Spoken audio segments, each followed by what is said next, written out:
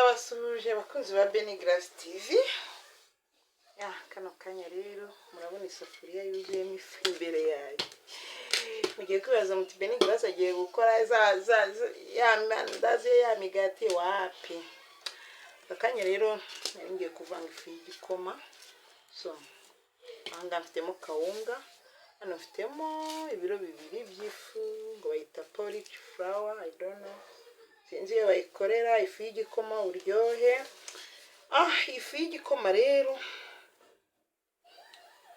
mubona ngaha ikuyemo ibiki mwakabyara hasi wende ibintu tugura nyene turayigura mba numva ari nziza, so ariko ntago maruma ntago tutaruma ngewe mba numva ko ibintu bavuga biba birimo. Hano baravuga ngo igizwe nze mbabwira ibintu biyigize. Ifu y'igikoma uryohe yuzuye, wayita uburyohe da, yuzuye intungamubiri nyinshi. Nkunda kuyigura ariko ntabwo narumaruma ngewe ibintu babandika ntabwo mba nizeye ko ari byo. Abantu tugira ubute bwo kujya kwiseshereza rwose, igihe ngura ifu ifunze gutya. So hano mfite ibiro bibiri, ni bibiri by'ifu y'igikoma. Nze mbere ibyo ngiye kuvanga, mfite ikiro nkagira n'iki, ni amafasa, amafu abiri asa, yego. Hanyuma ubu nicaye hasi narambije ngiye kuvanga ifu y'igikoma. Ibintu nanga, ibintu ndabyanga pe, birambangamira ngewe rwose ngiye kubabeshya. So ya ni amafu abiri y'ifu y'igikoma, ibiro bibiri. So hanyuma tugiye kuvangamo iki. Hano dufite ibiro bibiri ngibi, yego. Hanyuma mfite n'isukari ibiro bibiri by'isukari. Hano tugiye kubivanga. So hano rero harimo nashyizemo ifu ya kawunga ibikombe bibiri. Ndashaka kubivangana n'iyi fu. Sinzi gewe ntabwo nkunda kubona igikoma gifata, mbashyizemo ifu ya kawunga kugira ngo kigerageze gufata. Sinzi aya mafu nubwo batubwira ngo harimo ibiki, nibyo ngiye kubabwira. So reka mbabwire nubwo babivuga akwifu ndaza kuyireka, ariko umuntu uzana ifu nziza azambwire, kuko izi fu ziraduhenda kandi ntabwo nizeye ko ziba zifite intungamubiri zuzuye. So rero dore kambereke ko mubibona. Mfite ibiro bibiri by'isukari, mfite ibiro bibiri by'ifu y'igikoma. Ndacyababwira ibintu birimo. Hano baravanga ifu y'igikoma ngo uburyohe, ntabwo ndi ko yuzuye ngo intungamubiri byinshi. Abari gupublicita ngo irimo ingano, uburo, amasaka y'umweru, amasaka y'umutuku, soya, ibigori, umuceri na sezame. Ibintu murabyemera? Njye ntabwo byemera. Reka nyine tujye tunywa ariko ntimukatubeshye. Soya yacyo kora ndayumvamo irahumuramo, ariko sinzi niba batatubeshye. Njye ntabwo mba mbyizi. So iyi fu rero ukuntu njye nyivanga njye ni gutya. Ukuvuga ngo ahangaha harimo ibikombe bibiri by'ibigori bya kawunga, sutsemo ikiro kimwe ifu y'igikoma, ndasukamo byose. Sutsemo ikindi ndabona gicitse kikubise hasi, reka ncisha hano hasi yacishe nyine nakundi fungutse nabi, yancitse ikubita hasi. Abantu mwabona tugifite abana mujye mudusabira, mujye muturangirana ari amafu y'ibikoma. Ifu ntabwo nyizeye. Ubundi hari ifu naguraga muri Simba zino, ariko simerukayo nyine. Ibi ntabwo biba bituma tujya ariko twiboneye. Hanyuma ngashyiramo isukari. Mw'abantu mw'ibintu isukari irahenda. Niba ukibasha kunywa isukari uvanga buri munsi mu gikoma ndagusuhuje. Iyi sukari igura kanaye kuyipublicita uko bano bose ntabwo ariko bakibasha kuyigurira henze. Umuntu asigaye agura ibiro bibiri kandi isukari ntifatika mu rugo. Hanyuma ubundi kera umuntu yaguraga ibiro 10. Nsemo na ya sukari ibiro kimwe, ibyo ndongeye ngiye gushukamo n'ingiyi.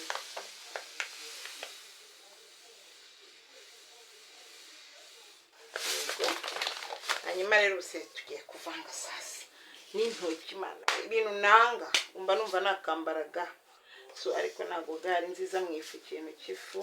Ubu rero tugiye kuvanga ngiye nuko mbigenza wowe bigenza wowe uracyafata abantu twifitiye abana rero tuba tugomba kubaha ibikoma bya buri munsi nuko tubigenza ubundi tukavanga ubundi tugashyira mu byangombwa mu bikombe se mu ndobo se ubundi tukegereza abakozi bakajya batekera abana ibikoma bakanywa.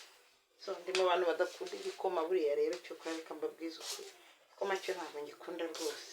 Wakinywa nkureba ukarinda ugihaga imbuza uko ngira ntabwo numva ngikunze nkunda icyayi ngewe. So rero ndi kuvanga bya biro bibiri by'ifu y'igikoma bya biro bibiri by'isukari yego nyuma tukavanga gutya ubundi tukishyirira mu kintu tugahumekaho byibura ibyumweru bibiri umukozi akakubwira ngo ifu y'ibikoma isereri ifu y'ibikoma. Ubundi kera ntabwo twirirwa tuvanga gutya twavangiraga mu isafuriya ariko rero kubera ko isukari isigaye igura umugabo nuko dusigaye tubigenza. So ariko harimo n'imibare murabona umwana bagomba kunywa igikoma igihe cyose kandi nanone ubwiye abakozi ngo bajye bavangira mu isafuriya umva barundamo cyangwa se ntikore nta kintu wabitayeho igihe baranshimisha pe. So ariko tugomba kubana nabo nta kundi gusa murabona neza ko ndayivanze hanyuma ngira ngo hano mbikoze nta kibazo. Dore ukuntu twumva ko ifu yakoze tugira gutya tukarigata ifu mbisi mwe mubigenza mute urarigata gukumva ko ifu yakoze ariko reka nongeremo akandi gasukari gake ngiye kongeramo akandi gasukari gake gumana yanjye ibiro bibiri n'igice by'isukari bigiyemo. So n'ifu ariko ntabwo ari nkeya umva ni ibiro base twavuga ngo ni bitatu ni bibiri by'ifu na kawunga nkeya nashyizemo. Ibifu byabo nta wamenye biba birimo. Hari ifu merutse kugura ari Nyabugogo barambwira ngo irimo amata y'ifu mva mw'abantu baraduturira nayigije nayeguze Nyabugogo ikiro 2,000 ngo harimo amata y'ifu ndayigura ariko umva narumvishe numva ni bisanzwe pe. Gusa hari umumama wajya kugurisha ifu ari Nyabugogo kugurisha abantu bose naramubuze umuntu azandangira aho yagiye mukecuru ifitiye icyuma ucuruza ifu nziza cyane. So ahantu yari barabimuye barahasenye nyine ndimo ndagura izindi zifunze ntazi ubwoko gusa we yariseraga akivangira ariko ntacyo. So rero kano kanya nababwira ngo aha rero ko mubibona ndangije kuvanga ifu nitungiye ibikombe byanjye murabizi ibi ni ibikombe mbikamo ifu y'igikoma mfite n'utudobo. So mbika mu bikombe bibiri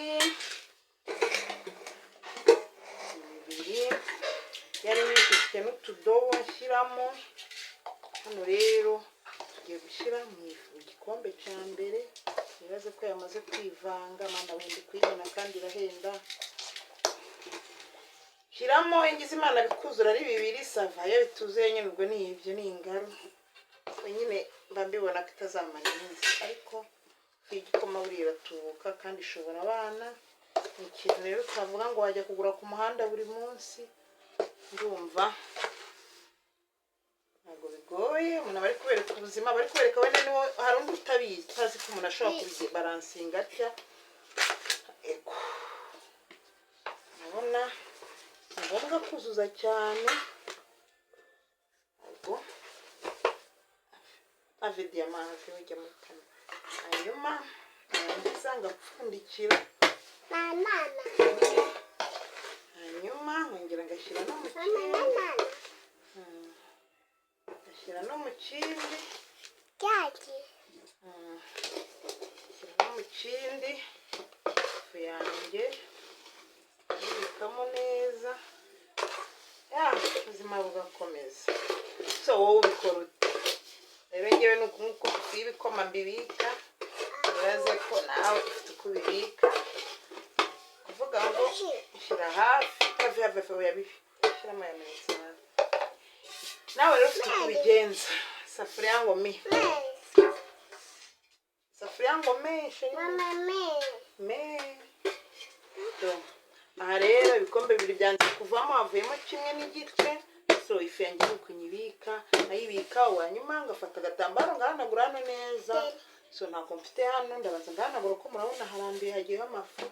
Hanyuma ubundi nyibikira ifu yanjye, azongera kugira icyo mvugana n'umukozi abikoresha kubyerekeranye n'ifu y'igikoma. So aha rero ni umutungo w'ifu y'igikoma, bituma abana batarwara bwaki. Igikoma murakizi ni cyiza, tarara. Ubu ni bwo buzima bw'ifu y'igikoma. So ndabashimiye rero, kambashimire, hanyuma mwese bye bye. Aho utaha ariko ndibutsa abantu batakoze subscribe, like, share and comment muyime. Baranayikwiriye banaberetse utuntu twose tw'amabanga. So bye bye.